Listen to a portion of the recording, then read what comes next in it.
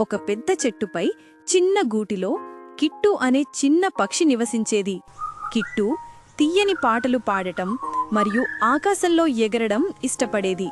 దీపావళి సమీపించే కొద్దీ మానవులు పటాకులు పేల్చడం, ఇళ్లను అలంకరించడం మరియు తీపి పదార్థాలు పంచుకోవడం కిట్టు గమనించింది.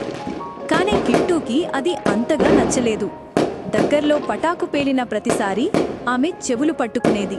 బిగ్గరగా వచ్చే శబ్దాలు ఆమెను మరియు ఆమె స్నేహితులను భయపెట్టాయి.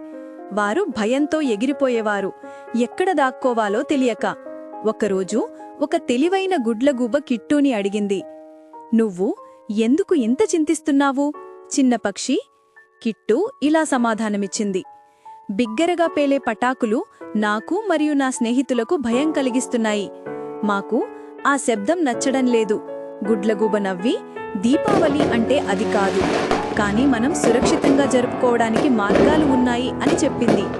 గుడ్లగూబ సలహా ఇస్తూ కిట్టు మరియు ఆమె స్నేహితులు పటాకులు పేల్చే సమయంలో ఇంట్లోనే ఉండాలని, తమ స్వంత శబ్దాలు చేయాలని, చీరకడం లేదా పాడడం వంటివి మరియు సరదాగా ఉండే ఆటలు లేదా కథలు చెప్పుకోవడం ద్వారా తమను తాము మరల్చుకోవాలని సూచించింది. కిట్టు గుడ్లగూబ సలహాను అనుసరించి తన స్నేహితులతో పంచుకుంది. కలిసి వారు పటాకుల భయంకరమైన శబ్దాలు లేకుండా దీపావళిని ఆస్వాదించడానికి మార్గాలను కనుగొన్నారు.